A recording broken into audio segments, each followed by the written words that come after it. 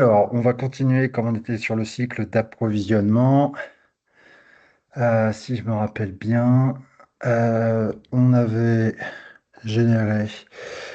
euh, Est-ce qu'on met un message, Michael, comme quoi que c'est starté parce que peut-être qu'il pense que c'est à l'écart, comme tu avais annoncé un éventuel euh, c'était, décalage. ouais, je crois que j'avais dit au pire. Hop là.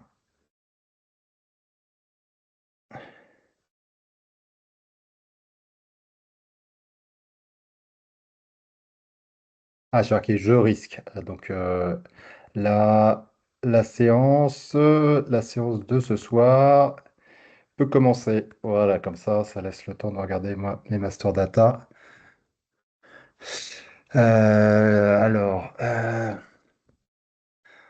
Manage peers. Non, c'est maintain peer.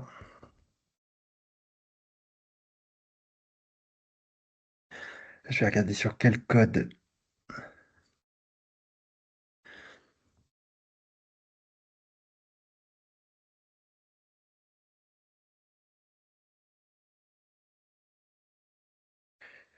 Hop là. Tac. Hop là. Alors, je vais regarder aussi tous les nouveaux codes que j'ai créés. Ceci, on va faire du quota, manage product, master data. Tac.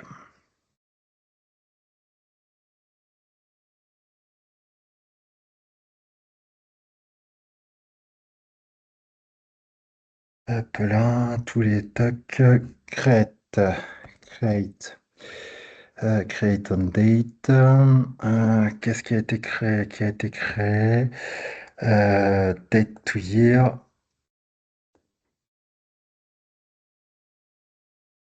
euh, from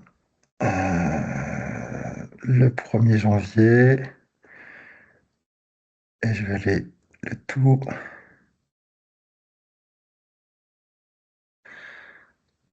Euh,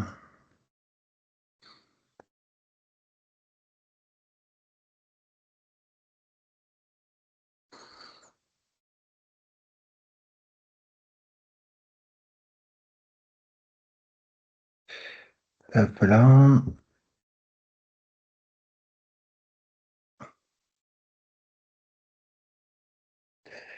Les codes que j'ai créés récemment, 122, carte 178, l'acide, le break, les étuis, pof, pof, pof, ça c'est tout ce qui a été créé par les candidats. Notebook garantie moteur de Manitou. Hop là, qu'est-ce qui a été créé? Des raw materials 0404.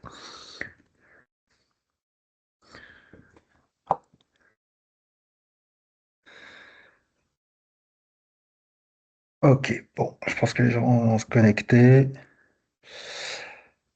Ouais, alors, dans ce cas-là, ce qui est important aussi de maîtriser, euh, donc,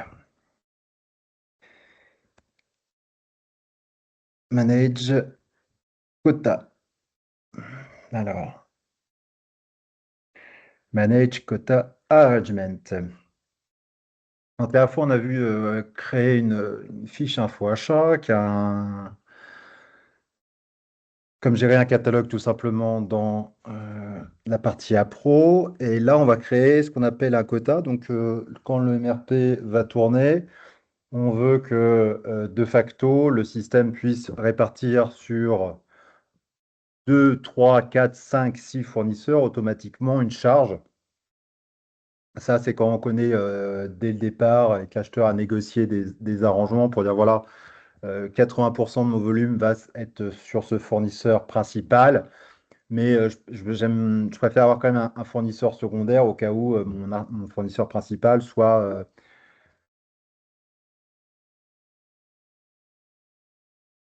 non disponible. Hop là,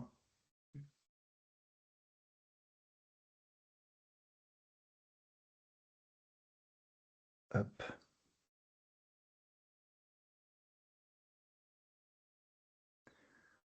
Hop. Donc, pour créer un quota, donc,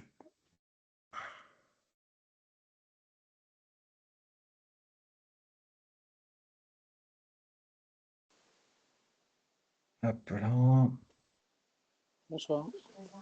hop là, pour créer Ouais. un quota, donc, je fais créer.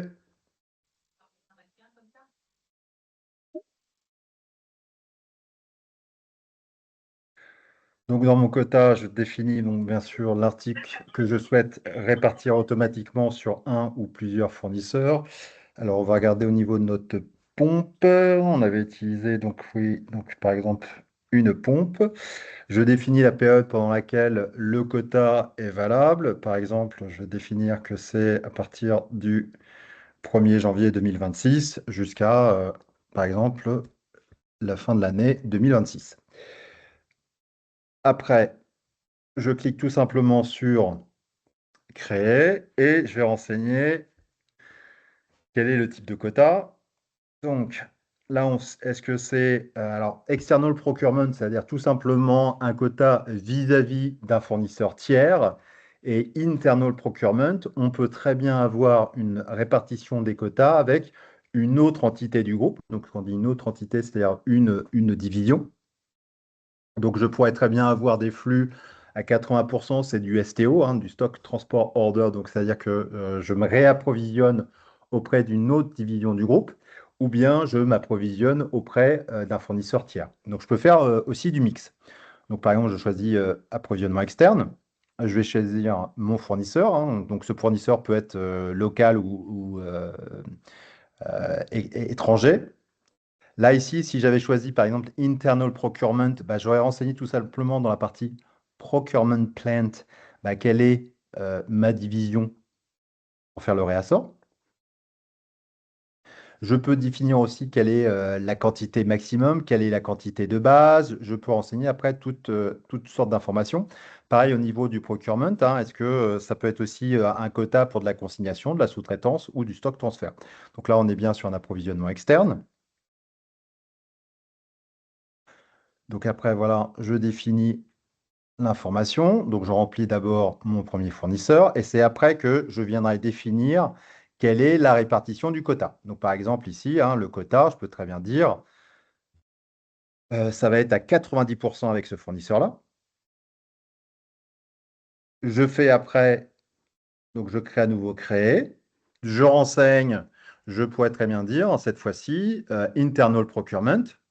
Et je vais dire que ça va être tout simplement peut-être la division CDA1, toujours pour un type de procurement. Donc là, c'est Production in Plant, Standard in House. Donc on est bien sur du E. No other plant, c'est pas que là. OK. Alors, qu'est-ce qu'il me met comme message d'erreur? Tout simplement, oui, parce que mon article ne doit pas être géré sur la division CDA. Donc, je vais prendre l'external procurement. Donc pareil, hein, si vous faites sur de la pro interne, bah, il faut s'assurer que votre article soit bien sûr défini, sinon le petit message d'erreur, hein, rouge, pas bon. Donc je vais me chercher le fournisseur, alors on va peut-être prendre celui-ci, voilà. Je pense à mettre à jour cette information-là. Les rounding profile, je crois que j'en ai pas géré. Si, oui. Donc, par exemple, là, le rounding profile, hein, c'est up to 5, c'est-à-dire que je vais, si je commande une quantité de 2, il arrondit à 5. Si je mets à 7, il arrondit à 10. Si je mets à 14, vous aurez bien compris, ça sera à 15. Donc là, on peut gérer ça. Ça se gère dans le CBC après. Donc, c'est profil d'arrondi. Quelle est les tailles de l'eau maximum, minimum. Donc, après, je peux définir d'autres indicateurs. Je fais tout simplement appliquer. Donc là, on est sur de la pro classique. Et là, tout simplement, hein, si j'en ai que deux, bah, je vais définir 10%. Donc là, donc la pompe, je définis bien l'approvisionnement externe. Je fais tout simplement créer. Donc j'ai mon quota. Toujours le même principe. Je vais me positionner sur mon code article 787 et je vais regarder ce qui se passe si je venais à saisir un besoin, une commande client, une réservation, que je faisais tourner le MRP pour voir ce qui va se passer. Est-ce que le système va bien m'attribuer par défaut ce fournisseur-là?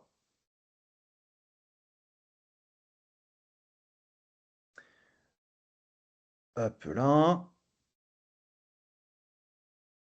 Je regarde aussi au niveau du sourcing, de la source list, ce que j'ai sur ce code-là. Source list. Je peux générer la source list, on l'a vu, hein. La source list, c'est l'équivalent de la suite des transactions ME01 et ME05 qui me permet, encore une fois, au même titre que les quotas, de définir sur une période de temps quels sont le ou les fournisseurs qui sont habilités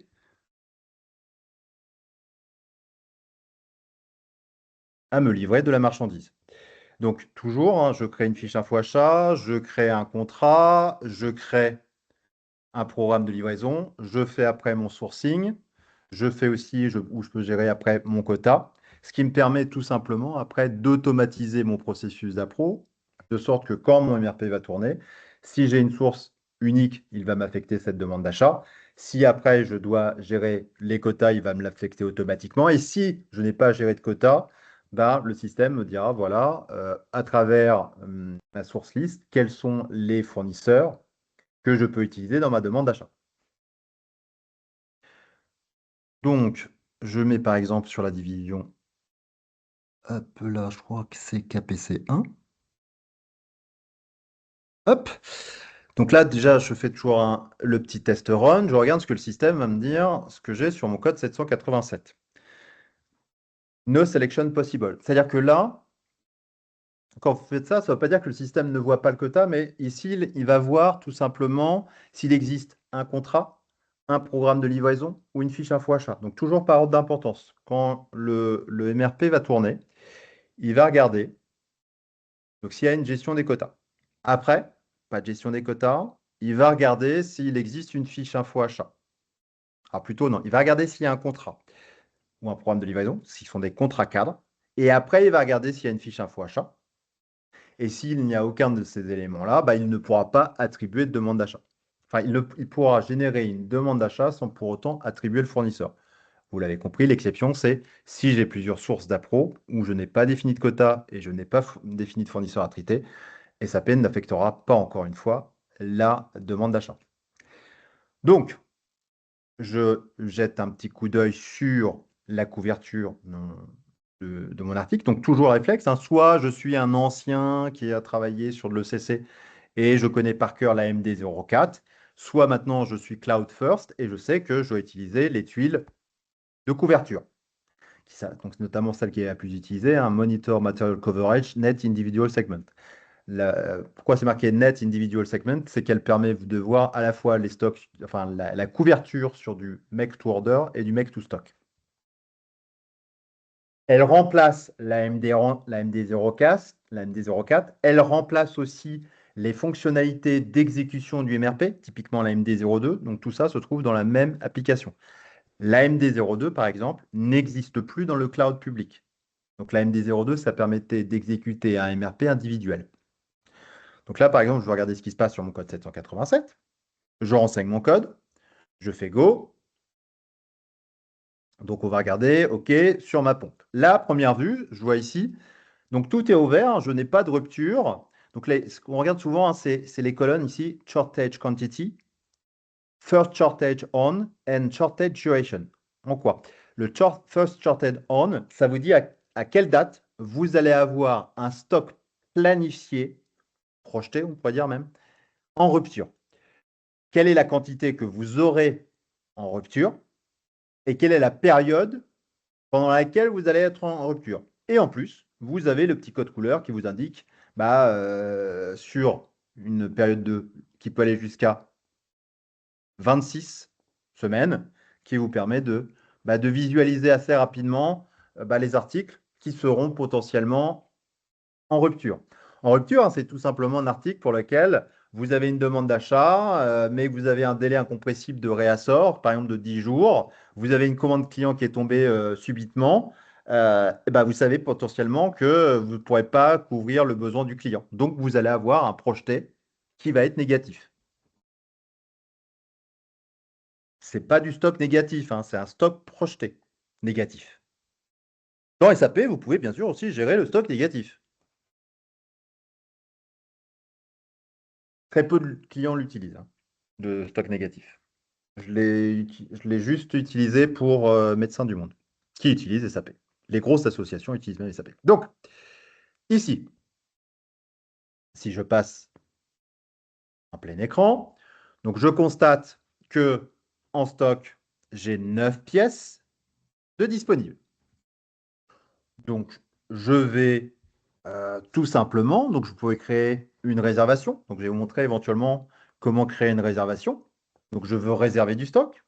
Donc, manage l'équivalent d'une MB21. Donc, manage reservation item. Bah, c'est le même principe, hein. Quand vous créez un ordre de fabrication, il va vous faire des réservations sur les sous-ensembles. Donc, il va tout simplement, hein, créer une réservation. Donc là, vous pouvez aussi la créer manuellement. Donc là, c'est pour faire uniquement tourner le MRP. Donc, je vais créer une réservation. Je pourrais très bien aussi créer un besoin indépendant prévisionnel, hein. Ça revient exactement au même. Je clique sur Créer réservation. Je choisis par exemple que c'est une réservation pour un client. Donc, ça doit être good for sales, for customer. Voilà, for sales. C'est pour ma division KP01. OK. Le besoin, il est pour aujourd'hui. Oui, je fais créer. Je renseigne. Donc, je sais que j'ai un besoin. J'ai une disponibilité en stock de 9 pièces. Donc, je vais volontairement faire une réservation de 10 pièces pour avoir un projeté négatif de une pièce. Donc, je devrais avoir une demande d'achat, une pièce. Si et seulement si, dans la planification, j'ai choisi planification déterministe avec une taille de lot exacte. Donc, je mets mon code article, entrée, je définis la quantité, 10. Je définis que c'est bien pour la KP01. Alors, qu'est-ce qu'il me dit? J'ai bien entré. Hop là. Ah, est-ce que je me serais trompé? Ah oui, c'est l'inverse. Et ici, c'est 10. Alors, soit que c'est moi qui... Ah oui, mais c'est moi, j'ai bien tapé 10. Et là, ici, c'est Paces. C'est du Paces où ouais, je mets du Paces. Donc, c'est-à-dire un pack. OK? Je fais créer. Donc, si je retourne dans ma couverture, donc j'ai une réservation. Hop là. Donc, je peux aussi rappeler la tuile. Je clique sur mon code, Recent Activities, et je vais sur Monitor Material Coverage. Je retape 787, je fais attention aux variantes, toujours, hein, bien le réflexe. 787, go. Hop là. Donc là, il me dit bien donc que j'ai une rupture au 17/02/2026, que j'ai une pièce en rupture. Et ici, comme le système il ne voit pas d'éléments qui compensent le stock planifié négatif, il met 999. Ça ne veut pas dire que lui, il va jusqu'au maximum des 26 semaines. Et donc, tant que le MRP n'a pas tourné, pour l'instant, il me dit, bah, je n'ai rien pour assurer la couverture. Donc, je clique ici sur exécution du MRP. Pareil, hein, pour savoir si c'est un MRP génératif ou pas, à partir d'ici, je clique sur mon user.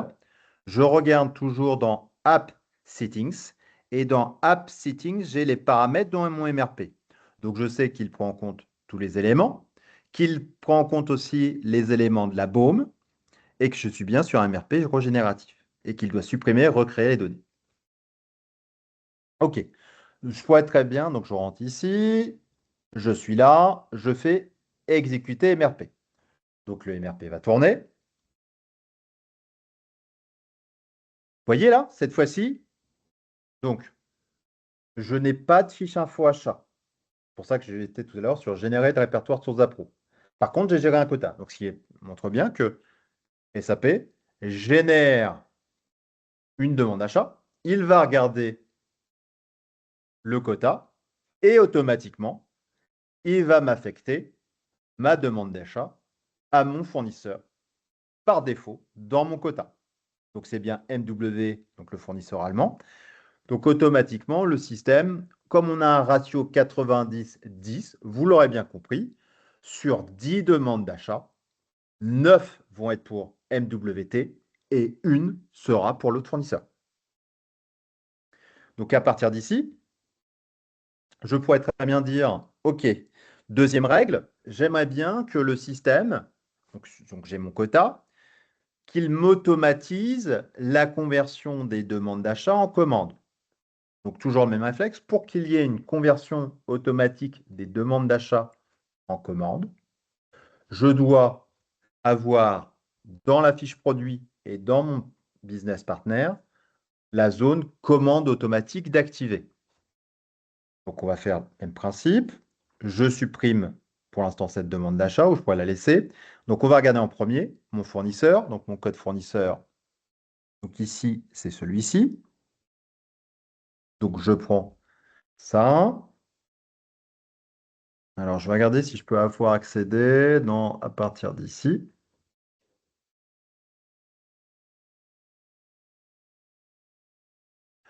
Hop là, je reviens en arrière. Tac. App settings. Change request. Donc, toujours pour le business partner, deux applications possibles. Soit Maintain Business Partner ou Manage Business Partner. Le point qui est important, je l'ai évoqué aussi avec Rachida, c'est pour les vrais puristes, on continue à aller dans Maintain Business Partner. Pourquoi? Parce que dans la tuile Maintain Business Partner, j'ai vraiment tous les champs de disponibles que je n'ai pas nécessairement dans la tuile Manage Business Partner. C'est comme si vous aviez une transaction, une application lourde et une application légère. C'est-à-dire que toutes les zones n'ont pas encore été migrées sur la tuile Manage Business Partner. Donc moi, j'utilise plus régulièrement Maintain Partner qui correspond à la tuile BP dans le GUI. Donc Maintain Business Partner, c'est du GUI. Vous le voyez en fait en haut dans l'URL. SAP UI Tech. Là, vous savez que, et pour aussi toujours vous donner, même principe, la règle pour savoir si vous êtes sur du WebGuy ou du Full Fiori, vous cliquez ici, vous cliquez sur About et vous regardez ici. Parce que ça, vous voyez transaction. Tout ce qui ne commence pas par F, c'est du WebGuy. Donc BP, c'est l'équivalent dans le framework, vous allez voir, du GUI. Donc si vous l'exécutez dans un environnement GUI, bah, vous aurez la même chose. Le cloud public, il n'y a pas de back-end GUI. Quand vous êtes sur une solution on-prem, vous avez une interface Fiori avec un back-end. Quand je dis back-end, c'est là où vous pouvez accéder au SAP GUI. Dans le private cloud, vous avez aussi du GUI qui se trouve derrière. Le cloud, non. Donc, je renseigne mon business partner. Je vais dans mon business partner. Après, je me dis, je suis dans un cycle d'approvisionnement. Donc, je vais plutôt regarder. Ah oui, petite chose aussi, about.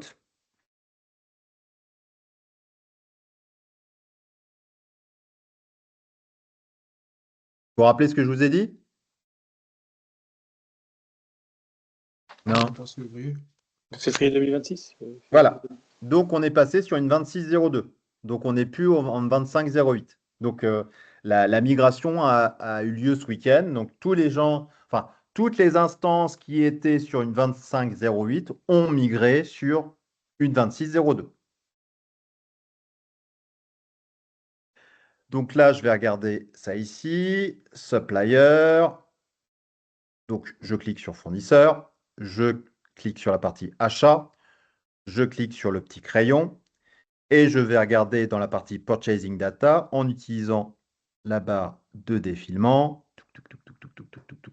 Je descends et je vais aller chercher ici et je regarde surtout que la zone qui s'appelle automatique purchase order soit activée, ce qui est le cas. Ça, c'est bon. Je regarde après. Donc, soit, pareil, toujours le même principe, soit j'utilise l'application MM02 ou bien j'utilise l'application Manage Product Master Data.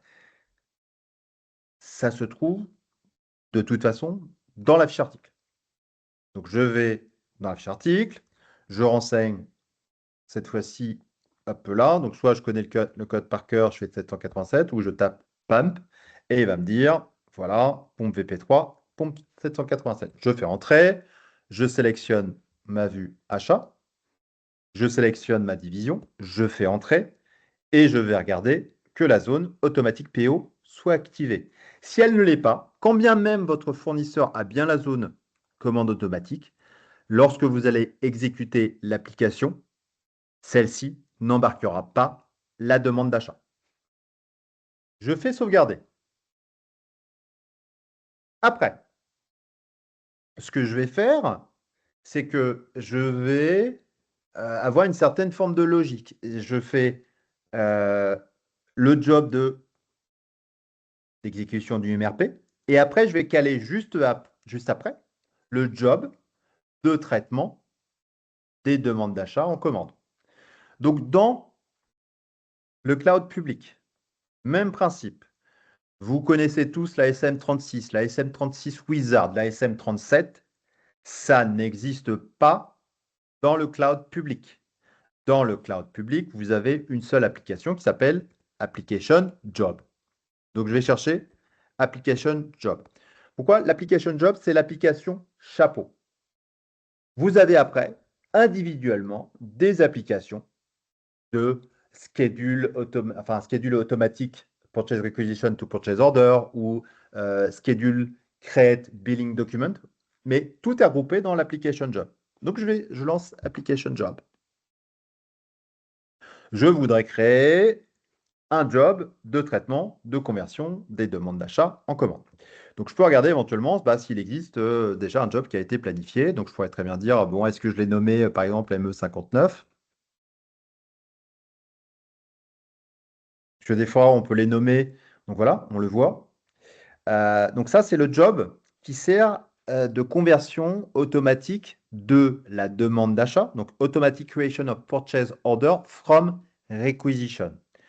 Là, je vois qu'il a tourné 2 fois. Le petit protocole pour me dire qu'il a traité correctement des demandes d'achat. Et dans la partie schedule, si je vois les éléments de planification du job, je vois là ici qu'il est planifié tous les jours, qu'il n'a pas de date de fin et qu'il est planifié donc pour s'exécuter le prochain. Donc, il a commencé le 16/08/2024. La prochaine planification, c'est le 18/02/2026 à 9 h. Et après, le prochain, le 19/02 à 9 h. Je peux très bien, pour les besoins de cette démo-là, créer un job. Pour créer un job, soit je fais par copie, soit je fais tout simplement créer. Par défaut, il va me ramener tous les éléments. Donc là, ici, ce que je fais d'abord la petite croix. Et je demande à SAP, peux-tu m'afficher, s'il te plaît, l'ensemble des jobs que je peux planifier dans le système. Après, il faut chercher par mots-clés. Vous cherchez soit purchase order, requisition, purchase requisition, pour essayer de trouver. Ou sinon, vous tapez sur soit de l'intelligence artificielle ou sur Google cette information-là. Ou même le code transaction, par exemple ME59. Je crois qu'il y a en tapant ME59, est-ce qu'il le trouve? Alors, on va taper purchase, par exemple, juste le mot purchase. Donc, dans purchase, je regarde là-dedans, voilà, j'ai un certain nombre de jobs. Donc, après, je regarde celui qui est le plus Ah, je peux après encore limiter et je vois là ici Automatic Creation of Purchase Order from Requisition. Je sélectionne mon job. Je peux ici le renommer pour que moi, ça m'aide plus facilement à trouver. Peut-être que pour moi, c'est plus facile de marquer Conversion PR to PO. Voilà. Je clique après sur l'étape 2. L'étape 2, je définis quelle est la récurrence. Pour cela, je vais cliquer sur Define récurrence pattern. Je définis, si je décoche Start Immediately, je définis que je voudrais qu'il s'exécute, par exemple, tous les soirs à 20 heures, qu'il s'exécute toutes les minutes, toutes les heures, tous les jours, toutes les semaines, tous les mois. Je peux définir aussi des restrictions sur le calendrier. Par exemple, je dis, par exemple, daily, et je dois expliquer, par exemple, que c'est uniquement sur le calendrier français. Vous avez même le calendrier français alsacien, hein, comme vous le savez tous, hein, l'Alsace et la Lorraine bénéficient de 12 jours de congés supplémentaires. Non, ça, vous le saviez peut-être pas? Si, tout le monde le sait. Si, si. Donc, il faut vivre en Alsace et à Lorraine. Donc, là, ici, pour les besoins, je vais juste faire une exécution avec un exécution simple, single run, démarrage immédiat. Étape numéro 3, je définis quels sont les critères restrictifs parce que je ne veux pas nécessairement que toutes les demandes d'achat soient traitées. Donc, je vais pouvoir dire, c'est pour un certain groupe d'acheteurs, c'est pour un fournisseur. Je pourrais bien dire, tiens, c'est uniquement pour la KP01, que le système les regroupe uniquement par groupe d'acheteurs. Je peux aussi aller chercher, par exemple, la fameuse release date. Oui, parce que je ne veux pas tout simplement que cette application-là génère automatiquement des demandes d'achat qui seront que dans 6 mois. Donc là, je peux dire dynamiquement, tu me traites uniquement les demandes d'achat qui sont en date. Alors, la release date, c'est comme si vous deviez penser à date de conversion. Est-ce que ça parle à tout le monde, hein? N'hésitez pas à me le dire, hein. Pour moi, c'est tellement évident que la release date, c'est la date à laquelle la demande d'achat doit être convertie, que ça l'est peut-être pas pour vous. Vous comprenez la mécanique d'une release date ou pas dans une demande d'achat?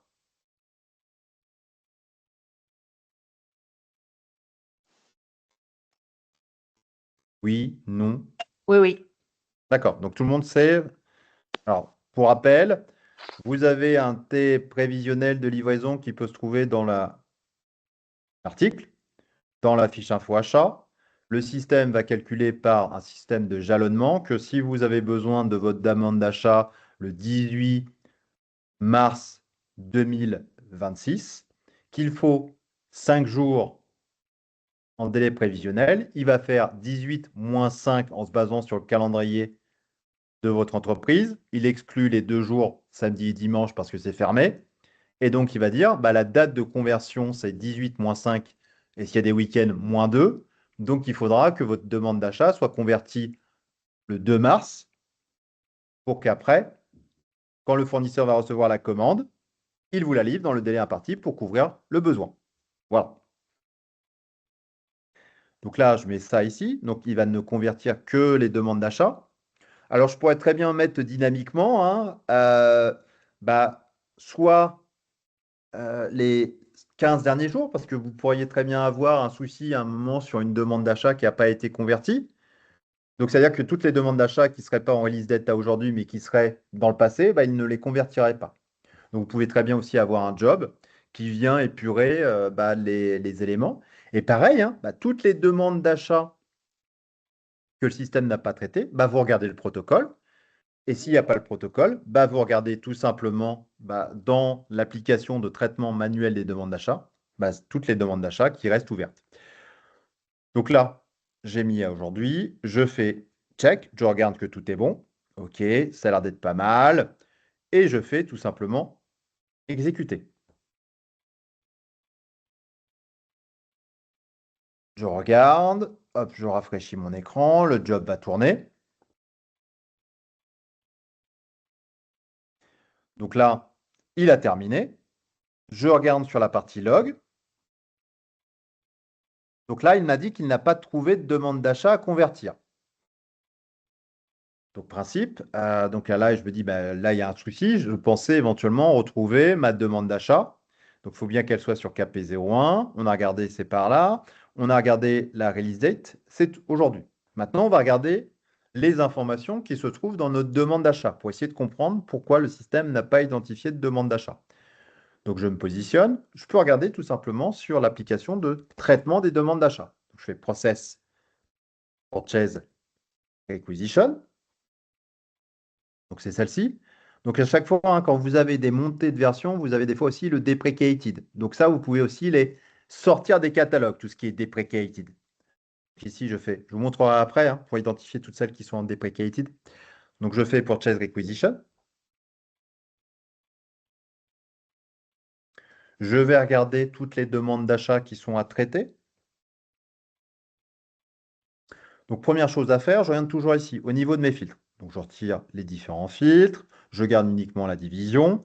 Je regarde ici Processing Status qui ne sont pas édités, c'est-à-dire toutes celles qui n'ont pas fait l'objet d'une conversion.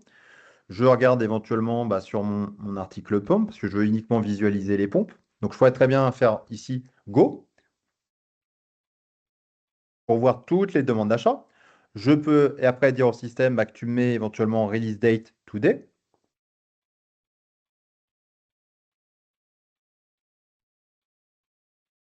Donc là, par exemple, j'ai bien ici ma demande d'achat. Donc, il y a peut-être un élément à l'intérieur de cette demande-là. Donc, si j'essaye déjà de la convertir manuellement pour voir ce que le système va me dire. Donc, j'essaye de la convertir manuellement. Create Purchase Order. On va voir si le système... Voilà. Navigation to this application is not supported. Alors, est-ce que j'aurais aussi des droits qui ont sauté sur celle-ci? Hop là. On va essayer avec la deprecated. Donc, ça est toujours des fois les joies d'une montée de version. Hop là. Hop. Donc, je regarde bien. Processing not edited.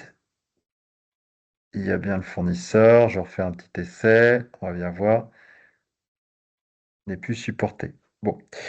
Alors, business catalogue. Business catalogue.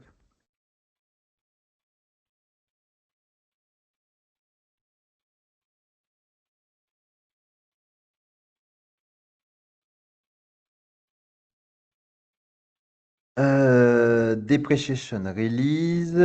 Alors, on va regarder aussi. Hop là. Hop, Finder. Business. Donc, pareil aussi, hein, quand vous cherchez des applications, vous pouvez passer aussi ce qu'on appelle l'App Finder, hein, qui vous permet d'avoir avec par mots-clés. Par exemple, si je tape, je veux voir tout ce qui contient le mot business catalogue, par exemple. Je fais entrer. Donc là, il me dit en fait, donc vous voyez plusieurs choses. C'est-à-dire, vous voyez plusieurs fois la business catalogue. En fait, vous voyez l'application ainsi que tous les catalogues auxquels il appartient. Donc l'application business catalogue appartient au catalogue Identity Access Management, Identity Access Management Role Assignment. Donc voilà, donc ça, c'est les catalogues auxquels ça appartient. Si après, je mets un peu là, Business Role, je vois aussi le même principe. Et notamment, hop là, Manage Business Role Changes After Upgrade. Donc là, on a subi un upgrade. Donc là, je vais regarder dans cette application-là. Donc ça, c'est important hein, quand vous faites post-upgrade. C'est la première chose que vous devez faire. Allez voir tout simplement dans cette application-là, Manage Business Role Changes After Upgrade. Et vous l'avez vu, là, vous avez notamment, donc quand ça sera fini de charger, la partie qui s'appelle Deprecated Business Catalog. Donc c'est là que je vais voir en premier. Donc je clique sur Deprecated Business Catalog et je vois par exemple donc celui-ci. Donc qu'est-ce qu'il faut faire dans ce cas-là? Je rentre dans le Business Catalog Deprecated. Je select le Business Role et je vais tout simplement cliquer sur Adopter les modifications. Je clique dessus. Voir éventuellement si j'ai des dépendances avec d'autres catalogues. Et tout simplement cliquer sur OK. Donc, il va appliquer automatiquement les changements pour réaligner correctement le business role suite à la montée de version.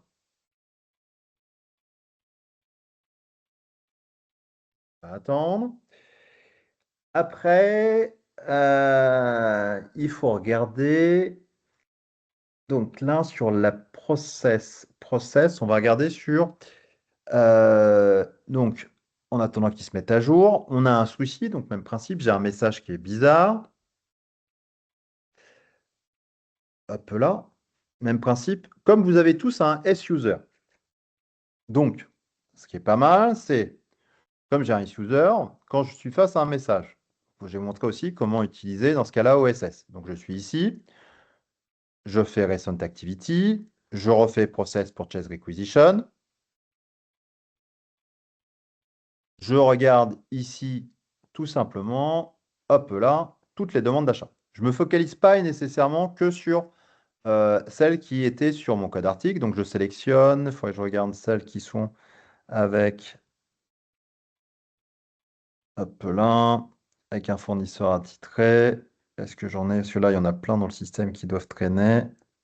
Voilà. Je fais à nouveau Create Purchase Order et je regarde éventuellement, voilà. Donc, quand vous avez ça, je prends tout simplement le message,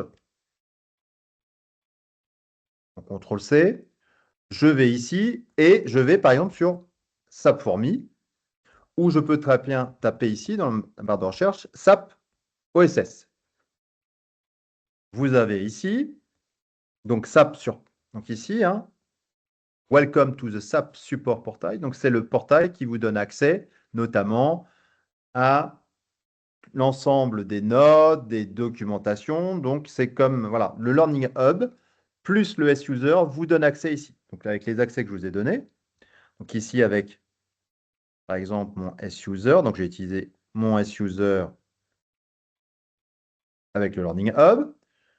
Hop là. Hop. Donc, j'arrive sur sa fourmi. Et je mets éventuellement le message d'erreur que j'ai. Navigation to the SIS application is not supported. Donc, je fais rechercher. SAP va me mettre tous les liens, les notes OSEPT, la SAP Community, SAP Help, en fait, tous les endroits où potentiellement vous pouvez avoir un élément de réponse. Alors, je remets.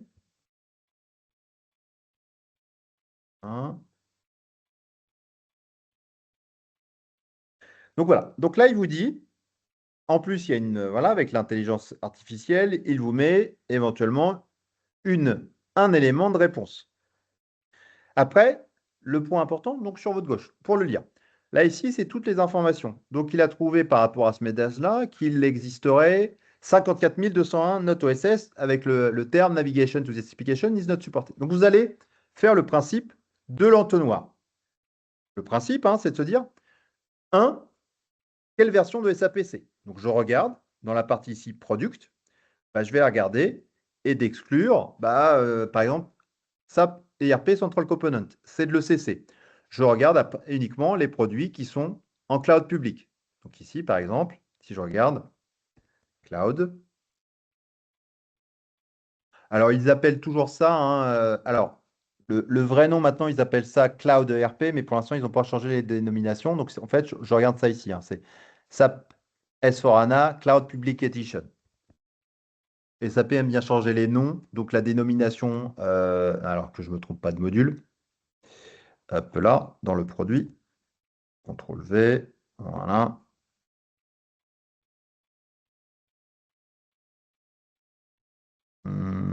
Alors, des fois, avec la recherche, show more, pourquoi il ne me le trouve pas? Allez, alors, tac, là. Je vais regarder uniquement sur en mettant cloud. Tac. Alors, soit ma recherche, il ne fonctionne pas, soit il met trop de temps, j'y devrais. Alors, mettre d'abord S4HANA. Je vais regarder uniquement les notes OSS. Ici, SAP Community, hein, c'est ce qui correspond à la communauté SAP. Donc, souvent, après, par ordre d'importance, il va mettre ici Navigation. Donc, après, hop là, en premier, il avait mis le cloud public. Donc, après, bah, je regarde tout simplement bah, sur les éléments pour regarder bah, si ça correspond au message. Donc, après, hein, FITV, non. Voilà, vous avez des sous-modules. Donc, par défaut, bah, vous devez les exclure, hein. Vous regardez que les notes OSS. Vous excluez, par exemple, SAP Business One, ça ne nous concerne pas. Vous regardez en anglais. Voilà, vous regardez les différentes choses.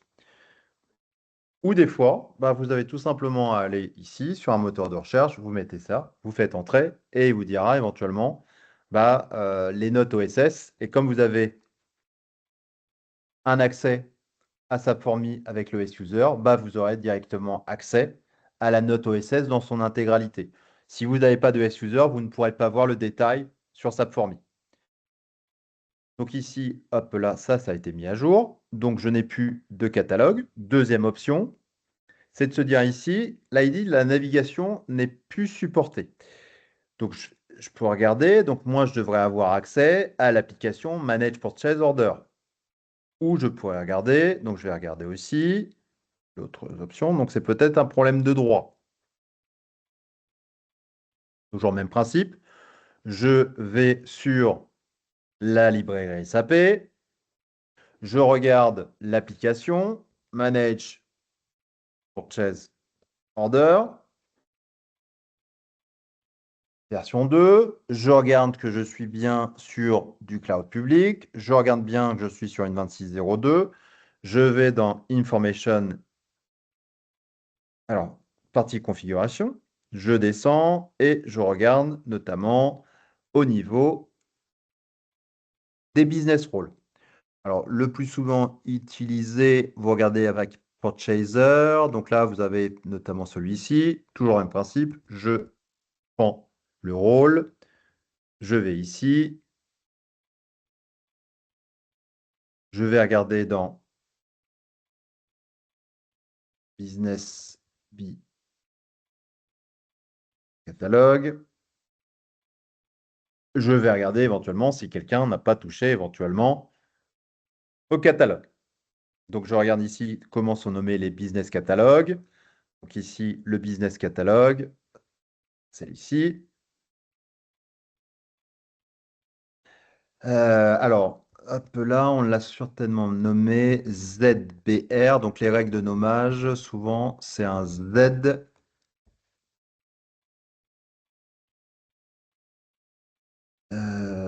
Toc là. Hein. Ah non, je l'ai mis dans le mauvais endroit. C'est ici. Business Catalog ID. Hop là. Et hop là.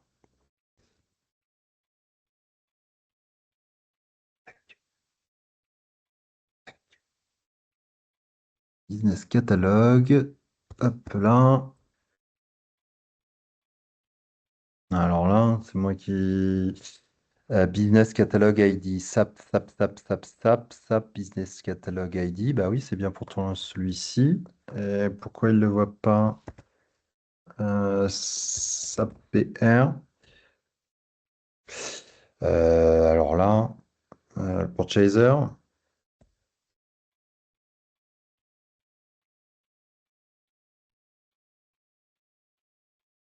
Ah, c'est pas le gros doigt. Alors, Purchaser. Alors, SAP BR. Ah bah oui, mais oui. Et oui, je regarde pas au bon endroit. Et vous me dites rien. C'est sur Business Roll. Ah, on peut pas compter sur vous, hein. Vous êtes toujours vivant? Oui, on est là. Oui, oui, oui, on est là. Ah, je veux bien qu'il soit tard, vous êtes fatigué, la journée On a est là. été longue. Alors là, les business, ça doit être là en toc que là. Donc c'est bien Z, ZBR. Donc là, le Z, ZBR Purchaser. OK, on est sur de l'Advanced. Je rentre dedans. Et on va regarder.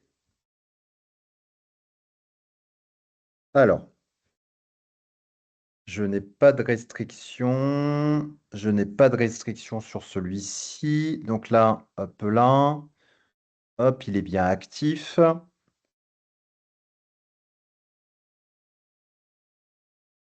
Donc, il faut toujours regarder hein, ce qui est important. Et quand vous êtes ici, il faut regarder là ici, unrestricted.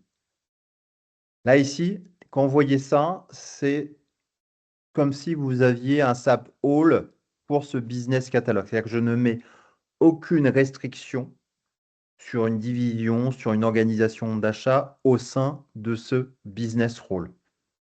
Donc, unrestricted, vous pouvez très bien mettre des restrictions et définir ces restrictions. Par exemple, si je fais restricted et après je vais dans maintain restriction, je peux appliquer des restrictions sur ce rôle-là. C'est l'équivalent de ce que si j'étais sur une PFCG dans le rôle, je vais après dans la partie profile et dans la partie profile, je vais définir sur les objets des restrictions. Par exemple, je ne suis habilité à ne passer des commandes que sur le groupe d'acheteurs, par exemple P01. Donc là, je peux mettre une restriction sur un groupe d'acheteurs. Voilà, c'est bizarre qu'ils mettent autant de temps. J'aurais voulu vous montrer, voilà, mais. Donc là, stock là, bon, je laisse tout pour l'instant mouliner, je reviendrai dessus après. Donc on était sur une release date à aujourd'hui. Là, ça ne résout pas notre problème, donc on va essayer de contourner là à aujourd'hui sur la division. Et mon code article, c'était ma pompe. Donc dans SAP, si ça ne fonctionne pas là, ici, je vais tester avec une autre application. Donc je prends mon numéro de ma demande d'achat. Donc dans SAP, comment on peut convertir une demande d'achat? On l'a vu, soit avec Process Purchase Requisition, soit via le job de conversion automatique des demandes d'achat en commande, soit les applications en WebGuy, la ME57, qui existe toujours dans le cloud public, ou éventuellement avec la ME21N. Donc, on va essayer la ME21N. Par exemple, je fais ME21N. Donc, c'est Create Purchase Order Advanced. Pas normal que ça. Pourtant, j'ai bien du réseau, oui. Pourquoi ça met autant de temps? Hop là, la Finder.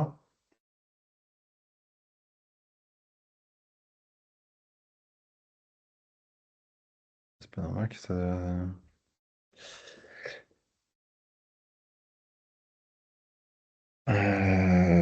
Toc.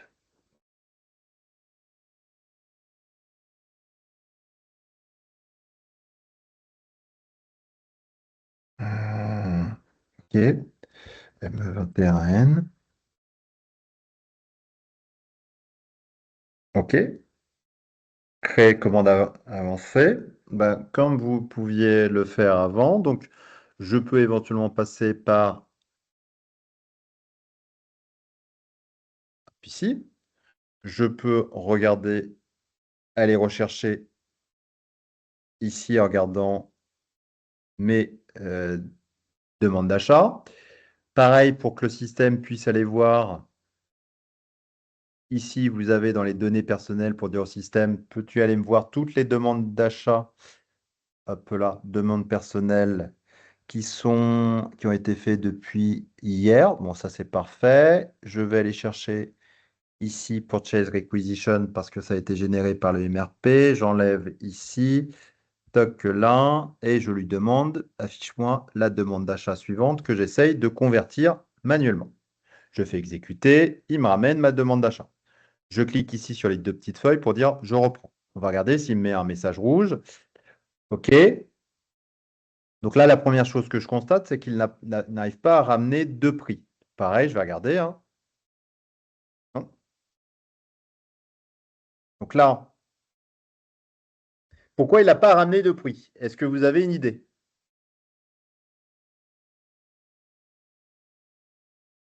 Non, pas d'idée? Parce qu'il n'y a pas de fiche info achat.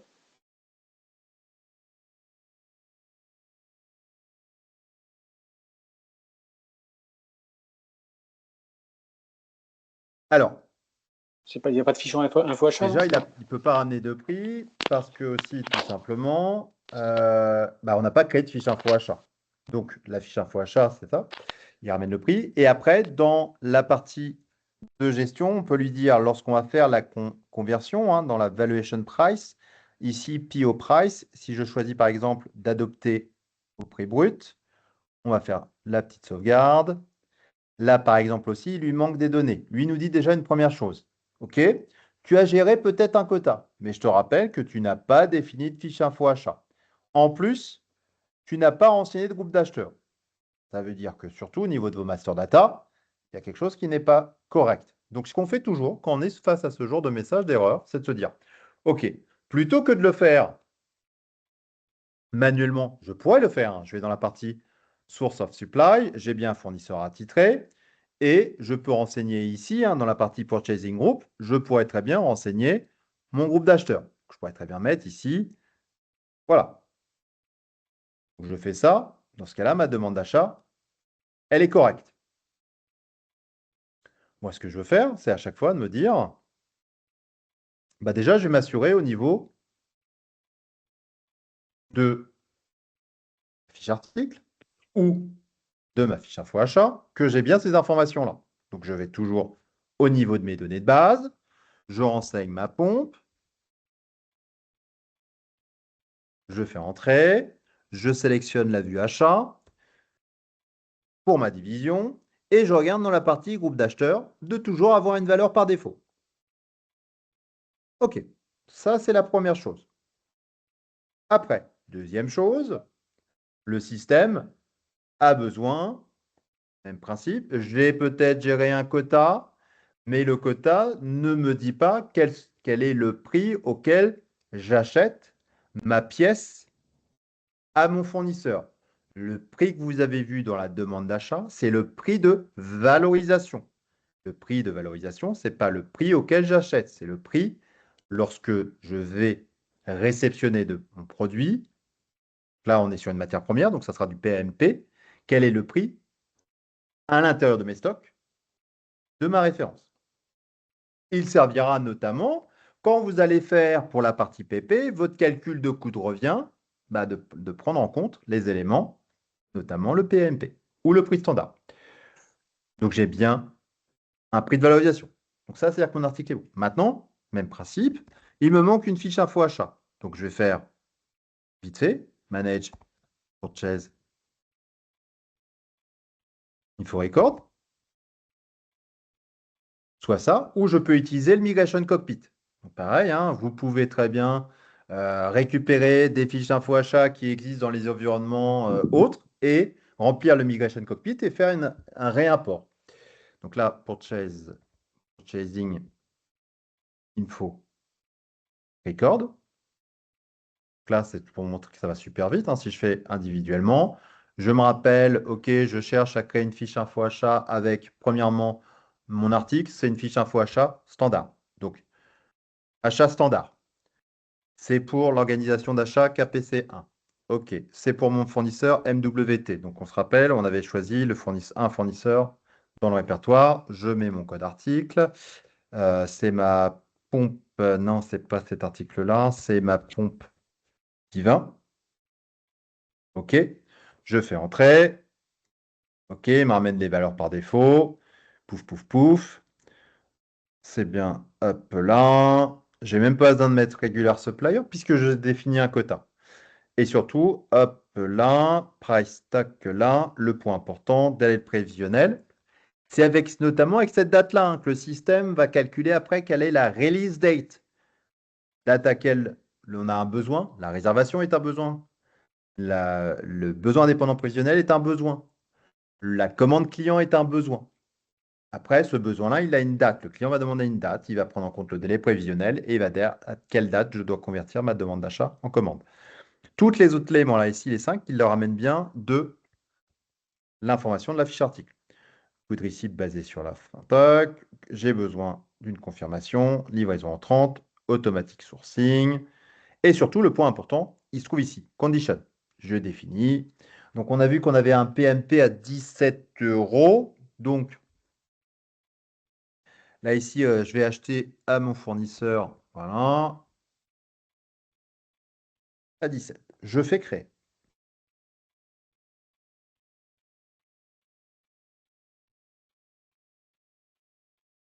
OK.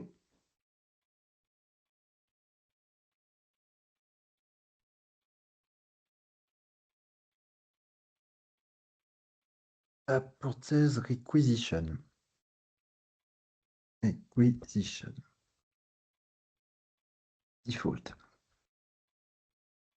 Truc et astuce. Est-ce que vous connaissez Default Setting for User Purchase Requisition? Ça, c'est lorsque vous voulez gérer des demandes d'achat et que vous voulez que par défaut, le système ait des valeurs. Donc là, ici, par exemple, si je viens créer des demandes d'achat,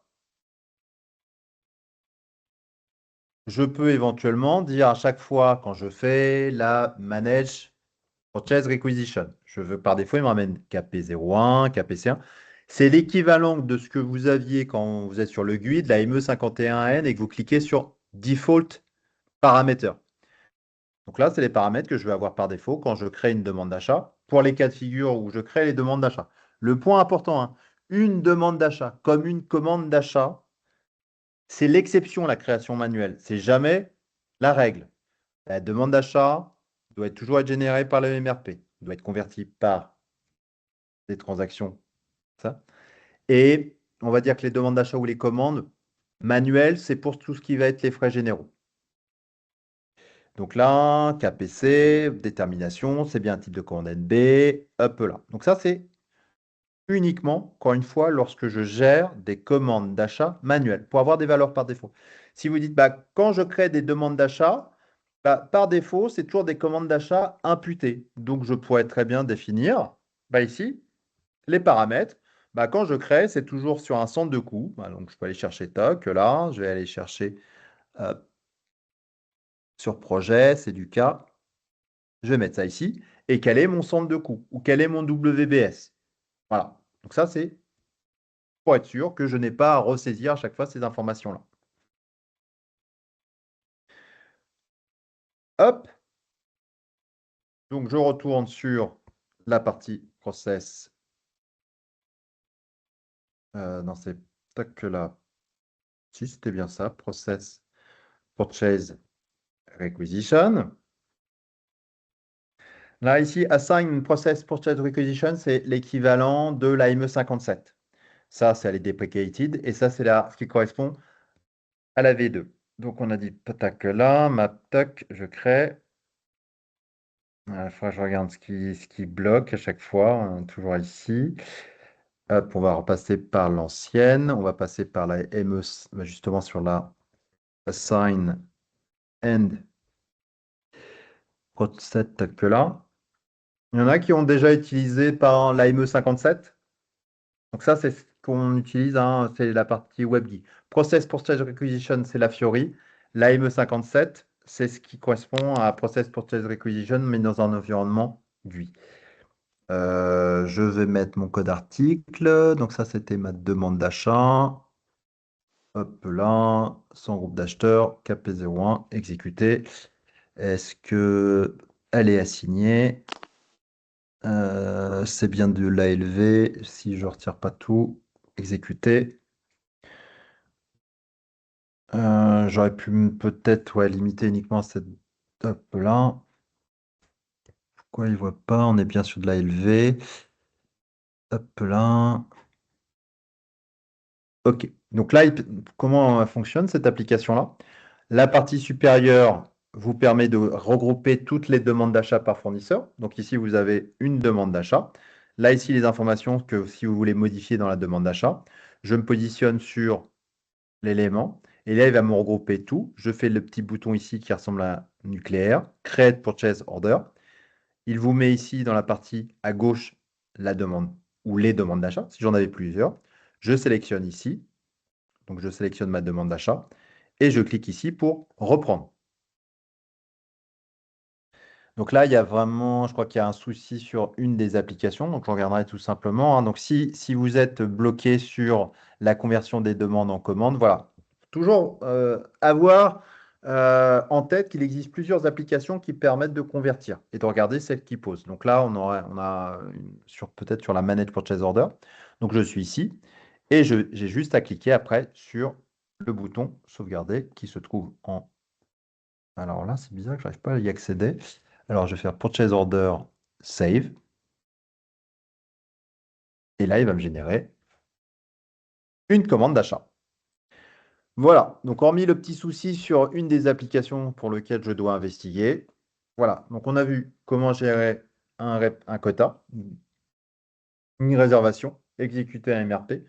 On a vérifié que le système affectait bien le bon fournisseur avec la répartition des quotas. Et après, qu'on pouvait utiliser l'application de conversion automatique des DA en commande, si et seulement si, bien sûr, il n'y a pas de souci déjà sur le manuel. Et s'il y a le moindre souci, vous essayez manuellement de la convertir.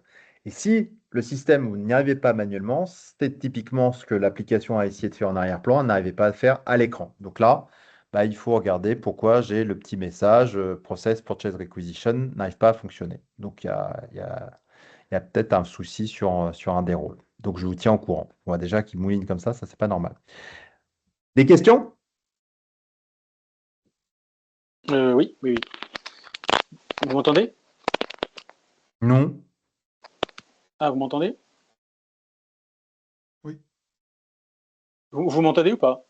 Oui, oui, Ah, oui. Parce que oui, on t'entend. Mais j'ai l'impression que Michael t'entend pas. Ah, Michael ne m'entend pas? Ah, si, je vous entends très bien. Ah, si, d'accord. Parce que j'avais une question, c'était savoir s'il y avait l'équivalent de SMX en fait, de voir que mes jobs, ou alors je suis obligé d'aller Application Job. Je suis obligé d'aller à Application Job, Ah, bah, pour voir tous les jobs, oui, c'est l'application Job. mais mais pour éviter, par exemple, de, entre guillemets, faire des choses, des actions sur des jobs de quelqu'un d'autre. Moi, je veux voir que mes jobs Ah, à non. moi. Donc, dans ce cas-là, on ne donnera pas accès à l'application Job. Dans l'application D'accord. Job, c'est... Alors, ça aussi, un truc et astuce. Euh, toujours important, hein, quand vous créez un job, ne les créez jamais avec votre user. Comme dans un vrai système SAP, on doit se positionner sur un user admin. Pourquoi? Parce que Ouais. quand Michael Keno il va quitter, ou quand Michael Miketo, on va lui retirer des droits, ou quand Michael Keno, là, voilà, dans l'application obsolète, bah, ce qui se passe, c'est que tous les jobs après se mettent en arrêt. Donc on a eu le cas chez un client, il ne comprenait pas, il dit mais c'est bizarre, les MRP ne fonctionnent plus, les conversions ne fonctionnent plus, enfin, et tout simplement, bah, la personne qui avait créé tous les jobs, bah, elle était partie. Ouais. Donc vous vous connectez, hein, il y a un user admin. Et oui, dans l'IC, vous voyez tout simplement bah, les users, bah, tous les jobs create by. Et là, je peux filtrer sur le Create By, là. Tout Pour à voir. fait. Ouais, ouais, Voilà. d'accord. Et Ok, là, tu peux nickel. filtrer sur le Ok. user. Voilà. L'application job, on ne la donne pas à tout le monde. Hmm. Voilà. Ça arrive encore d'avoir des clients qui font rien du tout dans SAP, mais qui ont des systèmes externes comme Tivoli ou des trucs qui font. Parce que moi, je travaillais sur des schedulers externes. Ça arrive? Pas dans le cloud public. Ah, d'accord. Dans le cloud public, non, c'est le cloud public est quand même là pour essayer de tout regrouper dans le même système. Hmm, hmm.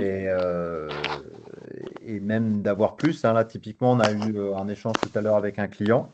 Il utilise Keriba et on lui dit, mais attendez, si vous utilisez Multibank Connectivity, maintenant, vous pouvez enlever Keriba. Hmm. Donc, SAP gère maintenant plein d'applications qui permet de pas avoir, typiquement dans le cloud public, tu pourrais très bien dire, est-ce que je utilise plutôt un MES? On va te dire, bah non, faites plutôt votre production dans SAP. C'est-à-dire qu'il faut décommissionner au maximum bah, tout ce qui va être Oui, à côté. Les seules choses qui vont rester, souvent, c'est type Amazon Seller ou Shopify, PrestaShop, d'accord, pour d'accord, descendre les commandes clients. Parce d'accord. qu'on- Ça, c'est vraiment, demain, c'est ça. Et on va te dire, prends plutôt Integration Suite ou ce qu'on appelle BTP. Donc, dans la BTP, tu Mhm, vas avoir Integration Suite pour justement avoir toutes les API et tous les connecteurs pour bah, connecter ton système à d'autres interfaces. mhm. Et les API, ça sera que comme genre RFC. Il y aura plus d'IDOC ou pas? Il y aura des IDOC encore ou pas? Alors, les IDOC existent toujours dans le D'accord. cloud public. Alors, la WE05, WEDI, tout ça n'existe pas plus. D'accord. Ça doit être, comment ça s'appelle? Messages. Comment, Messages, je crois qu'on attend. Messages. Parce que tout ce qui est BD87, ça existe ou non? Non, non, voilà. Maintenant, c'est ça. C'est Message Message Monitoring Overview, ok. Voilà. SAP Application. Donc, c'est là-dedans que tu vois. Voilà. Donc, les fameux IDOC, tu les as là. D'accord. Et j'aurai l'historique des IDOC avec les statuts, Tout à c'est même. fait. D'accord. Nickel. Voilà. Et c'est là, c'est BD87 plus WE05. Donc là, ça te D'accord. permet de visualiser. Bah oui, tu peux encore avoir des IDOC ici. Là, tu vois, tu as des IDOC qui ont été traités. Typiquement, sur les flux, les anciennes applications, enfin, quand je dis anciennes applications, sur l'intercompagnie, tu as l'Advanced Intercompany ou tu as l'intercompagnie classique. Et tu vas avoir ton IDOC invoice qui va faire ton écriture miroir. Donc, tu peux avoir des IDOC invoice qui Oui. peuvent être continués. Mais D'accord. SAP pousse pour te dire, non, utilise plus IDOC. Passe par BTP Integration Suite. D'accord. Ok. Ok. Mais voilà, tu peux toujours les visualiser via cette partie-là. Ok. Message Monitoring Overview. Et Il y tu peux a un, reprocesser. ouais. Il y a un truc que je maîtrise pas, que j'ai pas compris en tout cas, ça c'est sûr. C'est dans la commande d'achat, c'est quoi le PO price quand on choisit grosse ou net? C'est quoi le truc fonctionnel? Ah, dans la partie quand tu es plutôt dans la purchase requisition, c'est ça? Je sais plus si c'était Purchase Occasion ou la commande d'achat. Il y a marqué PO price et tu as choisi soit Ah oui. grosse. C'est sert à quoi ça exactement, Alors, fonctionnellement parlant? alors, je vais l'expliquer. Quand on est sur purchase requisition, purchase requisition, c'est que à défaut de prix, hop là, purchase monitor, purchase requisition item. Le système, s'il ne trouve pas de fiche info achat, hop là, est-ce que je vais avoir purchase requisition? Je me positionne ici.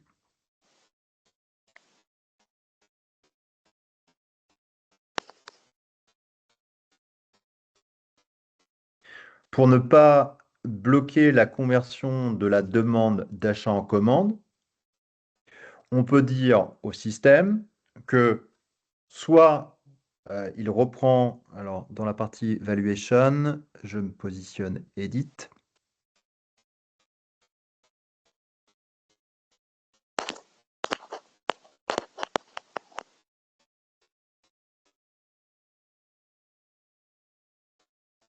Alors, hop là, quantity, hop là. Donc, soit il reprend Oui, c'est ça. C'était ça. les 5 euros comme le prix net, et donc dans ce cas-là, bah, tu auras bien 5 euros, ou comme un prix brut. Et dans ce cas-là, il va regarder par rapport. Alors, si tu avais géré en dehors de la fiche info achat, type dans l'équivalent, elle existe toujours, hein, de la MEK1, c'est-à-dire que dans SAP, tu peux gérer des conditions de prix. Oui. Et même, hein, comme tu pourrais le faire avec la VK11 ou Managed Shelf Price. Ouais. Donc, il pourrait dire, là, ici, en faisant Gross Price, c'est-à-dire qu'il va reprendre les 5 euros et il va quand même regarder les autres éléments pour faire déterminer ton prix net. Donc, ton prix D'accord. net, c'est Gross Price, après avec le fret, etc. Mhm. Si tu lui mets Net Price, bah, il te dit, bah, c'est nécessairement 5 euros. Voilà. D'accord. Prix Ok. brut égale 5 euros. Ok. Et quand tu es sur Do Not Adopt, bah, le système, lui, peut. En fait, il va rien faire. C'est-à-dire qu'il va te dire, non, je ne peux pas déterminer le prix. J'ai une valuation price. Et encore une fois, c'est que là, c'est si tu n'as pas de fiche info achat. Donc, je reprendrai par défaut mon prix de valorisation. D'accord. C'est pas bon.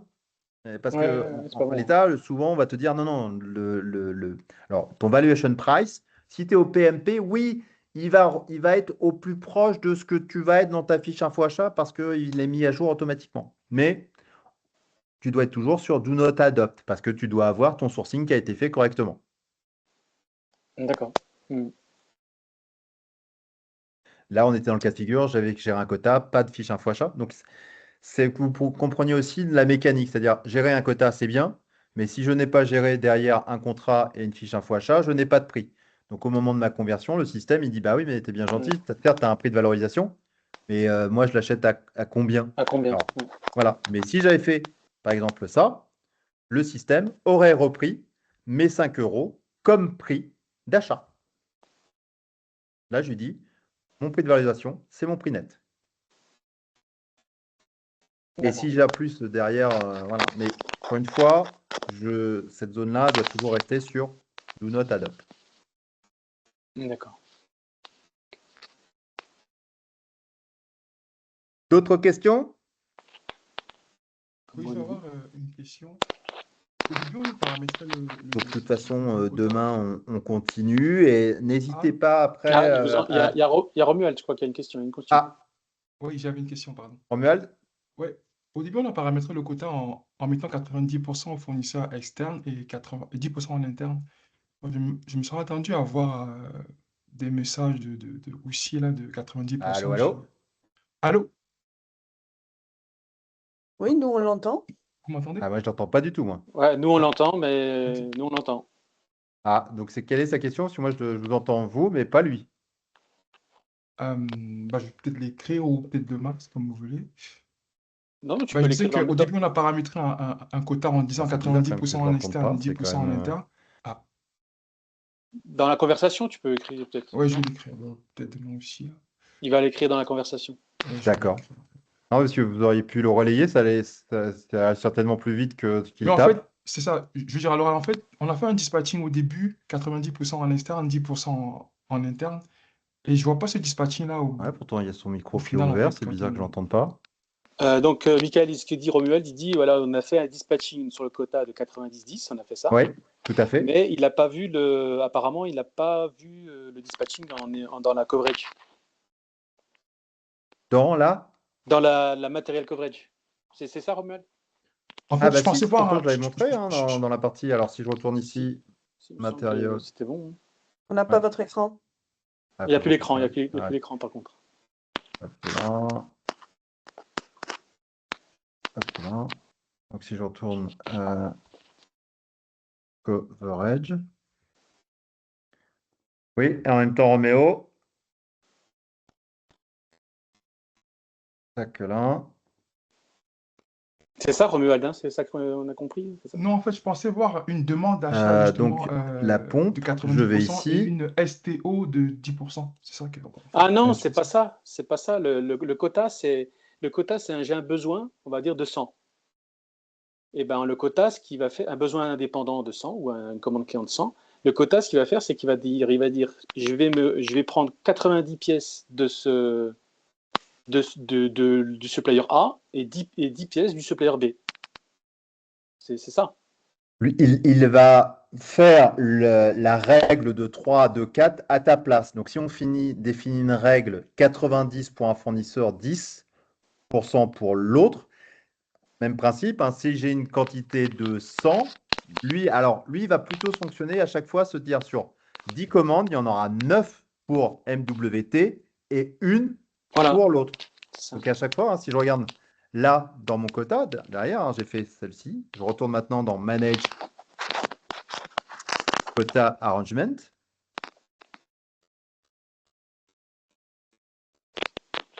Donc, je regarde ce qui s'est passé. Il va me donner l'information. Hein. Donc là, le système, il me voit. Donc là, pour l'instant, il me dit que j'ai un 90-10. La quantité allouée, pour l'instant, j'aurai donc 100 pièces. Et après, je peux voir les informations si je regarde sur celui-ci. Donc là, après, je vais avoir à chaque fois. Donc, il faudra que je fasse un petit calcul. Quantité de base, 90%. Donc là, il va allouer à chaque fois sur... en plus, j'avais une allocation de 100 pièces. Donc là, je vais modifier mon allocation. Non, c'est par défaut. Là, les quantités de base. Donc, il faudrait que je fasse à chaque fois, si je commandais 100, là, on aurait dans ce cas-là une quantité d'alloué de 10 sur EFT parts. Il fait que ça, le système. Il cherche juste à redispatcher entre les fournisseurs. D'accord, mais par contre, imaginons ça tourne, et on commence à commander chez tous les deux fournisseurs, puis il y en a Oui. il y en a un troisième qui arrive. Oui. Il faut bien que j'utilise base quantity pour redonner une autre référence. Tout à fait. Oui. Ouais. Là, ici, à chaque fois, je dois faire créer et après faire attention ici à la répartition que La je répartition, redéfinis. ouais. Oui. Sinon, ouais. Et je définis aussi quel est l'ordre de priorité aussi.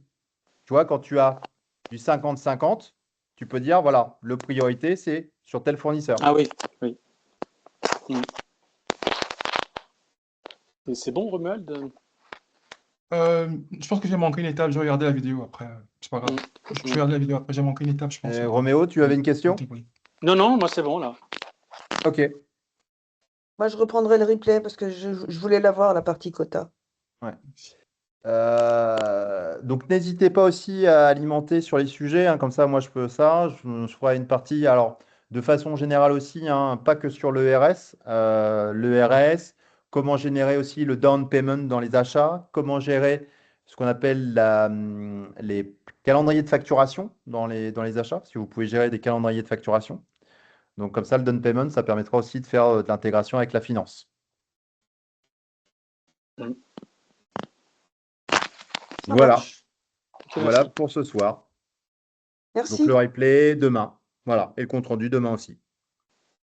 Et pour les nouveaux, donc vendredi, je fais une petite session d'1 heure pour réexpliquer le fonctionnement du Learning Mug, comment se retrouver sur le Drive. Voilà. Donc toutes les personnes qui ont besoin de savoir comment s'organise en interne avec Julie, c'est vendredi.